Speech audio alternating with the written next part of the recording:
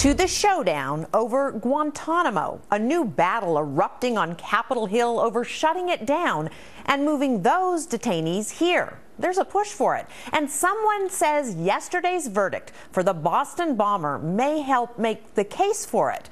Are they right? Hi, everyone. I'm Brenda Butner. This is Bulls and Bears. And here they are, the Bulls and Bears this week. Gary B. Smith, John Layfield, Gary Kalbaum, along with Hadley Heath and Richard Fowler. Welcome to everybody. Richard says the verdict against the Boston bomber proves our prisons and courts can handle these Gitmo detainees. But Gary K. says no way. Gary? Look, I think there is a big difference. The man who was sentenced, or the animal that was sentenced to death yesterday, committed a crime here. Most of these, if not all these Gitmo people, committed crimes elsewhere. For me, Gitmo does several things. A, it sends a message to these terrorists. It does not cut costs any bit whatsoever, and it really sends the message to the terrorists that you are not going to be in a very nice place going forward. I say you keep it open. Richard, why should we close it? Well, we should close it for a couple reasons. Number one, our Constitution. Every person, whether you are a foreigner, you're an American, you're an immigrant, you have the right to habeas corpus, and our Constitution has created a perfect justice system. And we saw that in Boston, where this individual was sentenced to death. And I think our justice system can try all these individuals. No need to keep them. Why would we take away American values when we're dealing with these individuals? Like that's what's sort of a myth to me, and I think that's sort of a myth to me, rather, and that's sort of the problem with Guantanamo Bay overall. Okay, Hadley, do we really want these terrorists who have been there for years to come to our shores? And what Congress member is going to want them to be in a prison in his or her district?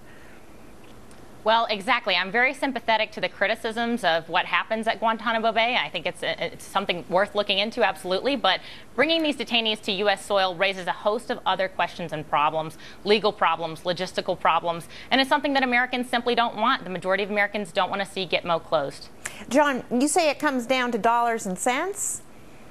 I do, yes, but I don't understand why we're talking about the problems at Guantanamo Bay and saying that people deserve certain rights.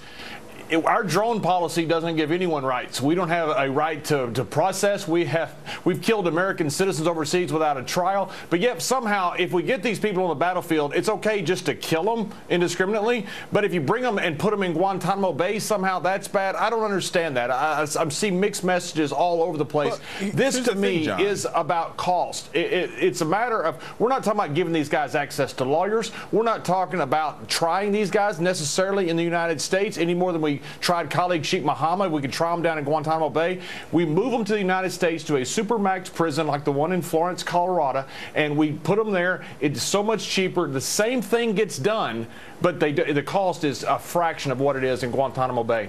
Richard, go ahead. I agree with the latter. I think the cost is cheap if we bring them to America where we already have these supermax prisons, but I think I disagree with the former in that here's the thing. If we truly want to stand up to terrorism, if we truly want to say that America is a city on a hill, then what we've got to do is make sure we have those values once we detain these individuals. So if we kill them via drone strike, which the president has done a couple of times, right, then those individuals are dead. But if we capture them, we bring them over to U.S. soil, which Guantanamo Bay is, then they deserve the rights of anybody who else is on U.S. soil. And thus, no, they don't. Try them in our courts. Look, it's okay to kill people indiscriminately, but if you capture them, then they have certain rights. No, once they're on our soil, they're guaranteed the rights of our Constitution. Come on now. They're in Guantanamo Bay. Yes, they are. Guantanamo Bay is our soil.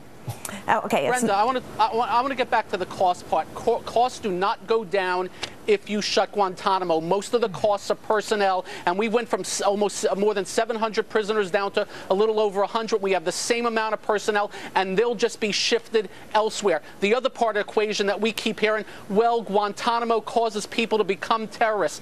I don't think so. Terrorists want to be terrorists on their own. I see no reason why this has to be closed. Gary B., you disagree on that cost issue, don't you? I do. I don't quite understand the math as much as I respect Gary K. where he's coming from. Gitmo is costing $2.8 million per prisoner per year.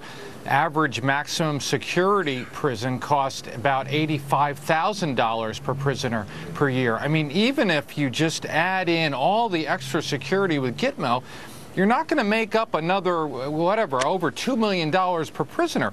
I think I have a good solution. I understand Richard's points. Yes, we should keep American values. I also understand John's points. You know, Hadley made a good point. Well, you know, what congressman or senator would not want Gitmo in their backyard? Well, we made that same argument, though, when we were developing nuclear reactors. Who would not want in their backyard? And then these congressmen figured out, wait a second, there's a couple thousand jobs being created there. I'm not in favor of the government creating jobs, so why don't we just replicate what we have with Gitmo in some desolate part of North Dakota or Alaska or something like that? We create jobs, we save money, we put these prisoners where they were, where they should be on American soil. Well, North Dakota and Alaska, there are citizens there, and they don't necessarily want the terrorists there. But Hadley, how do you respond to Gary B's comments? Well, first of all, when it comes to costs, I'm not sure if we can make an apples-to-apples comparison between U.S. citizens housed in maximum security facilities here and the detainees of Guantanamo Bay. Moving them to U.S. soil doesn't necessarily equate to that same $85,000 a year. And I agree, we may not make up the difference, but at the end of the day, cost is one consideration, national security is another. So we have to ask, what is moving these detainees to U.S. soil, to one of the 50 states, mean for our national security? But here, well, do we think that, no, do we seriously think, though, that there's going to be a mass prison break? I mean, kind of wouldn't we put them on Alcatraz for Christ? Find some island off the coast of South Carolina and put them there. I think we can kind of solve that security problem. Well, but did we ever expect that there was going to be a 9/11? I mean, there's no telling what these terrorists might be able to do, Carrie Kay. I mean, here's the thing. Let me just let Gary Kay respond to that. Look, let me just say this. For all this talk about bringing all these prisoners here, I'd like to see all these politicians in Washington, D.C. bring all these prisoners to maybe Reston, Virginia, or right around Washington, D.C. You're not going to see that happen because they don't want it happen. They're going to send it to places outside of where they are. So, look, I just think this is a lot of talk. That could welcome the jobs. That's not true. That's not true, because we tried a terrorist right here in Washington, D.C. in the federal courts in Alexandria, and we convicted him, and now he's in jail. Our justice system works, and let's make it work and close down Guantanamo Bay. Okay. Well, according to a Fox News poll, a majority of Americans believe that a terrorist could be living in their own backyard. Gary Kay? Look, Americans are speaking out. I think they make a lot of sense. They agree with Gary Kay. And John, how do you respond to that? Well, look, what Gary B is saying is absolutely correct. There are a lot of places that do want this. Florence, Colorado, when they got that Supermax prison, the people of the county raised money to buy the land because they knew they were going to get about 1,000 jobs. You open this up to bidding to places that have a very bad economy. They're going to want some prison like this. And we're not talking about giving them rights. I think trying a guy like Khalid Sheikh Mohammed in New York was a stupid idea. It would cost tens of millions of dollars. You can still try them at the Supermax. There's not going to be a jailbreak. They don't get any more rights than Guantanamo Bay. It just saves a fortune. Hadley? You know, I think at the end of the day, this isn't just a question of national security in terms of a prison break. That's not necessarily what I'm suggesting. I'm suggesting that this proposal from Senator John McCain and others to move those detainees to U.S. soil is a first step on the way to closing Guantanamo for good. And so we have to think about, in terms of the pros and cons, yes, we can reform the policies that we use at Guantanamo Bay, but moving those prisoners here doesn't solve the problem of how to legally treat them. Okay, great debate. Thank you, guys. And Cavuto on Business in about 20 minutes from now. Hey, Neil, what do you got? Hey, Brenda, the White House blaming Fox News for holding back on the war on poverty. But do the facts show that could be a very poor excuse? Plus, highway to the danger drone, another near collision and a White House lockdown sparking calls to shut them all down. We'll see you soon.